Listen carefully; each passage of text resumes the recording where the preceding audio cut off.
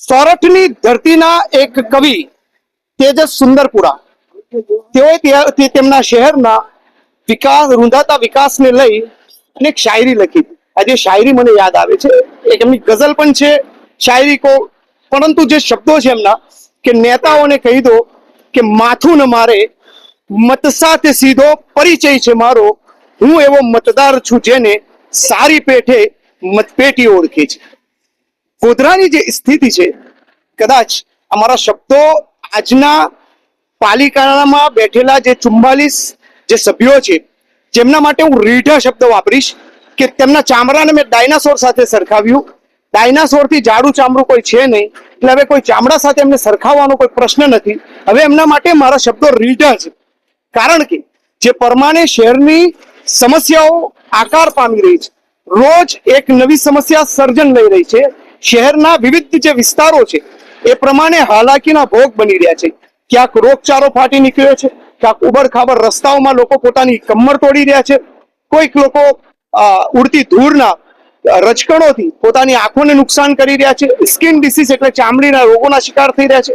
આજે હું ગોધરાના મુખ્ય માર્ગ જેને કહેવાય બગીચા રોડ છે, જ્યાંથી બસ સ્ટેન્ડ ઉપર જવાય, રેલવે સ્ટેશન ઉપર જવાય, ગોધરાનો કોઈ વ્યક્તિ એવો નહીં હોય, મોટા ભાગના લોકો જે આ રોડનો ઉપયોગ કરતા છે. આ રોડની સ્થિતિ એટલી બધી ગંભીર છે કે છેલ્લા એક મહિનાથી ગોધરાનું મીડિયા સતત આના ઉપર ફોકસ કરી રહ્યું છે. સ્થાનિક લોકો આના માટે અવાજ ઉઠાવી રહ્યા છે, મીડિયા અવાજ ઉઠાવી રહ્યું છે, પરંતુ રીઢા થઈ ગયેલા પાલિકા તંત્રના મુખ્ય અધિકારી સહિત તેના જે સભ્યો છે, તેના કરતા હરતા લોકો છે, તેમના ઉપર આ સમસ્યાને લઈ કોઈ જ પ્રકારની અસર પડી નથી. મારી સાથે સ્થાનિકો જોડાયા છે, તેમની સમસ્યા પર આપણે ચર્ચા કરીશું કે શું સમસ્યા છે અને કયા કયા પ્રશ્નો છે. શું સમસ્યા છે તમારી? અમારી બગીચા રોડ પર દુકાન છે, તમામ વેપારીઓ ખૂબ પરેશાન છે. ધૂળ એટલી ઉડે છે, ઘરેથી નહીં આવી છે, દુકાને ફરી આવી નવું પડે છે. અમારે આવી પરિસ્થિતિમાં રહેવું કઈ રીતે? ગ્રાહક તો આવતું જ નથી. એવી પરિસ્થિતિ ખૂબ ખરાબ છે પરિસ્થિતિ કે અમને ટીબી થઈ જાય અમને ભય છે. આખો જે ચીકો જ આયા કરે છે, મગજ ફાટી જાય છે. હું સત્તાધીશોને આમંત્રણ આપું છું કે અમારી દુકાન આવીને કલાક બેસો અને બહુ જ ફાટોનો લાવો લો. તમને કલાક સુધી નહીં, ખરેખર દરેક પાલિકા સભ્યોને લાવીને અહીંયા એક જે થાંભલા છે ને એ થાંભલા ઉપર ઉભા રાખવા જોઈએ. એ થાંભલે એક થાંભલે એમને ઉભા રાખવા જોઈએ. બાંધી દો એવું તો હું નહીં કહું કે થાંભલે બાંધો એવું હું નહીં કહું, પણ એમને અહીંયા એક થાંભલે ઉભા રાખવા જોઈએ તાકી એમને સમસ્યા વિશે ખબર પડે. જે બંધ કાચની ગાડીઓ અને જે એસી ચેમ્બરોમાં બેસી અને સિગરેટના સુરાટા મારે છે, એમને લોકોની સમસ્યા વિશે કઈ જ ખબર નથી. બીજી શું તકલીફો પડે છે? બસ અમારે આ વહેલી તકે રોડનો નિકાલ થાય, આજ સાંજ સુધીમાં, રાત સુધીમાં રોડ બની જાય તો વેપારીઓ રાહત થાય. તો વેપારીઓ બીમાર થશે, એની જવાબદારી પાલિકા લેશે. મારે બસ આટલું જ કેવું છે. પાલિકાની જવાબદારી કોઈ લેતું નથી તો આપણી જવાબદારી ક્યાં પાલિકા લે છે? તો અમારે જવું કે શું સમસ્યા છે તમારી? મારા પત્રકાર મિત્રએ જે વાત કરી, ખરેખર જે સમજે એને વંદન છે, જે ના સમજે એને અભિનંદન. બાકી આ સમસ્યા આજની નથી. હું જ્યારથી મારા ખ્યાલથી 15 વર્ષથી 20 વર્ષથી બિઝનેસ કરું છું આ રોડ ઉપર, 20 વર્ષથી દર વર્ષે આ સમસ્યા આવીને ઉભી થાય છે. અને અમને પત્રકાર મિત્રોને બોલાવીને આ રજૂઆત કરવી પડે છે, કારણ કે કોઈ નેતા તો આવતું નથી, કોઈ નેતા આવતું નથી, કોઈ સભ્ય આવતું. એમને જે કીધું પત્રકાર મિત્ર કે એક થાંભલે એક સભ્યને આવીને ઉભું રહેવું જોઈએ, એ બહુ ઉભા રાખવાનું બીજું કઈ નથી કીધું. બહુ સાચી વાત કરી છે. આ સત્ય હકીકત છે. જે સમજે એને વંદન છે, ને જે ના સમજે એને અભિનંદન. 43 જેટલા થાંભલા તો હશે ને અહીંયા? એનાથી વધારે બી હશે. અમે બી ઉભા રહી જઈશું એમની સાથે સાથે, એમને સપોર્ટ. શું સમસ્યા શું છે બોલો સાહેબ? અત્યારે એક તમે 15 પૈસાની પેન્સિલ ખરીદો ને ત્યાંથી લઈને એક બિલ્ડિંગ વેચો, દરેક વસ્તુની અંદર એટલો બધો ટેક્સ લે છે ગવર્મેન્ટ. એ ટેક્સના પૈસા લઈને ગવર્મેન્ટ આપણી પાછળ ખર્ચવા જોઈએ. એ લોકોએ આપણને બધી ફેસિલિટી પ્રોવાઈડ કરવી જોઈએ. પણ ભાજપની સરકાર આજે 2001 થી ગુજરાતની અંદર અને કેન્દ્રની અંદર 2014 થી ભાજપની સરકાર છે, પણ ભાજપની સરકાર વિશે ભારતીય જનતા પાર્ટી નહીં પણ ભ્રષ્ટાચાર જબરજસ્ત પાર્ટી છે આ, એવું મારું ચોક્કસ માનવું છે. કેમ કે દરેક જગ્યાએ ભ્રષ્ટાચાર ઘૂસી ગયો છે. તમે કોઈ પણ જગ્યાએ જાઓ ભ્રષ્ટાચારથી જ તમારું કામ થાય છે. ગમે તે ઓફિસમાં જાઓ ખુલ્લે આમ ભ્રષ્ટાચાર માટે એ લોકો પૈસા માંગે છે અને એમ કહે છે કે તમારાથી થાય તે કરી લેજો, અમે ઉપર બી પૈસા મોકલીએ છીએ. આવી ચોખ્ખી જ વાત કરે છે એ લોકો. હવે અને આવું હવે કોઈએ કીધું તમને? અરે મને જાતે કીધું છે. હું ચાર્ટર્ડ એકાઉન્ટન્ટ છું સાહેબ. હું ચાર્ટર્ડ એકાઉન્ટન્ટ છું સાહેબ. હું જૂઠું નથી બોલતો. અને અમે ગુજરાતની પબ્લિકે ખૂબે વોટ આપ્યા છે નરેન્દ્ર મોદી સાહેબને.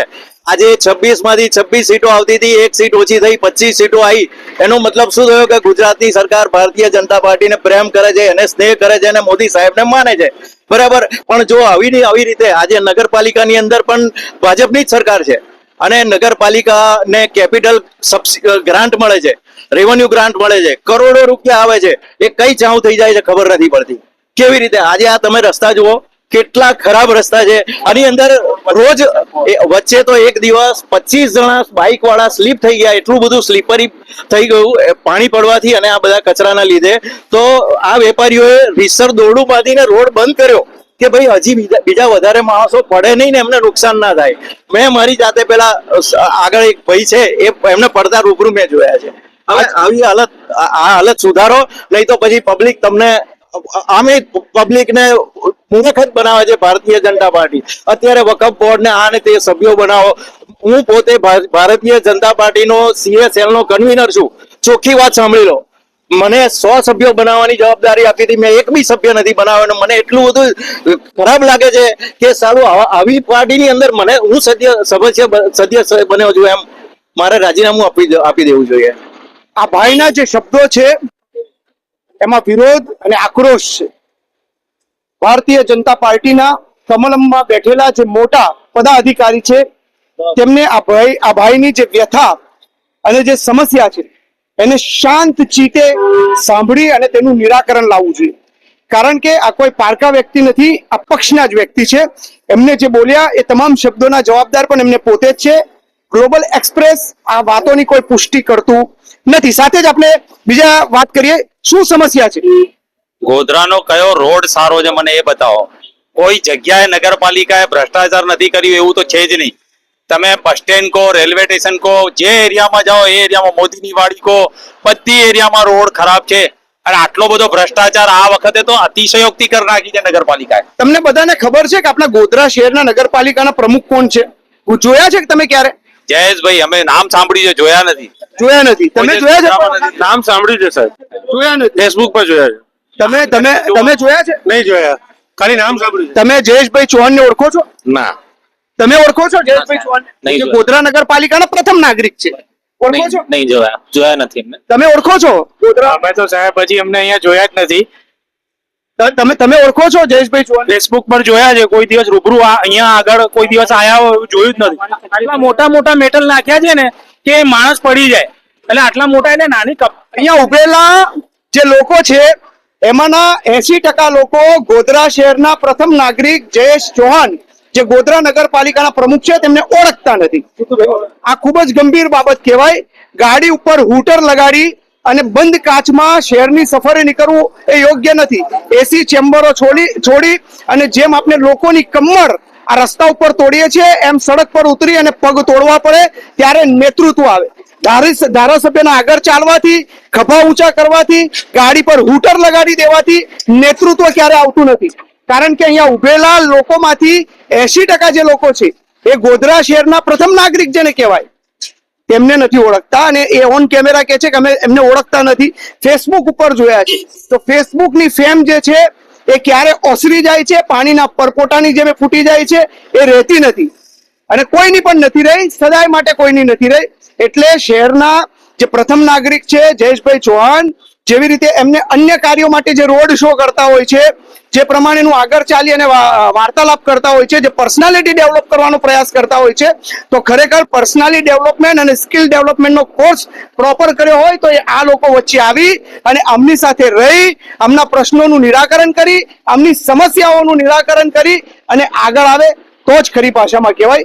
જયેશભાઈ, રિક્વેસ્ટ કરું છું કે જે શહેરના અંદર નીકળવું જોઈએ, લોકો તમને ઓળખવા જોઈએ, કારણ કે તમે આ શહેરના પ્રથમ નાગરિક છો.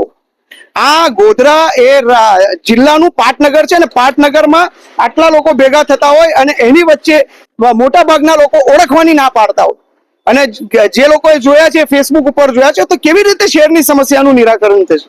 શહેરના પ્રથમ નાગરિકને પ્રત્યેક નાગરિક સારી અને સાચી રીતે ઓળખવા જોઈએ. મારા આ શબ્દોને કોઈ ગંભીરતાથી ન લે, કારણ કે જે સમસ્યા છે સમસ્યાને દર્શાવવી, બતાવવી અને એને કેમેરા ઉપર લાવી અને લોકો સુધી પહોંચાડવી, પ્રશાસન સુધી. કારણ કે પત્રકારનું જે કામ છે એ પ્રજા અને પ્રશાસન વચ્ચે સેતુની ભૂમિકા ભજવવાનું છે. અમે સેતુને એક છેડો છે અને હંમેશા અમે પ્રજાના પ્રશ્નોને લઈ અને પ્રશાસન સુધી જવા માટેના પૂરતા પ્રયાસ કરીશું, કટિબદ્ધતા દાખવીશું, નિડરતા રાખીશું અને ગભરાયા વગર બોલીશું. કેમેરામેન કેયુર સાથે editor in chief Ismail Jaba, Global Express, Godhra. Bus stand થી બગીચા રોડ જે જાય છે ત્યાં મને અત્યારે જાણ થઈ કે ત્યાં બધા વેપારીઓ ભેગા થયા છે અને આ રોડ પર ધૂળની ડમરીઓ ઉડે છે અને કપચી બહાર આવી ગઈ છે. તેની જાણ થતા હું તાત્કાલિક સ્થળ પર આવી ગયો છું અને વેપારીઓ જોડે વાતચીત થતા તેમની તકલીફ સમજી છે અને ઉપર સત્તાધીશોને વાત કરી. મેં ધારાસભ્યશ્રીને વાત કરી અને પ્રમુખશ્રીને વાત કરી. તેમને બાંહેધરી આપી છે કે આપણે સોમવારથી આ રોડનું સમારકામ કાયમી ધોરણે નિકાલ આવે તે રીતે કરાવીશું અને વેપારીઓને મળી અને એની બાંહેધરી આપી છે. જીતુ સાવલાણી, કોર્પોરેટર, નગરપાલિકા ગોધરા.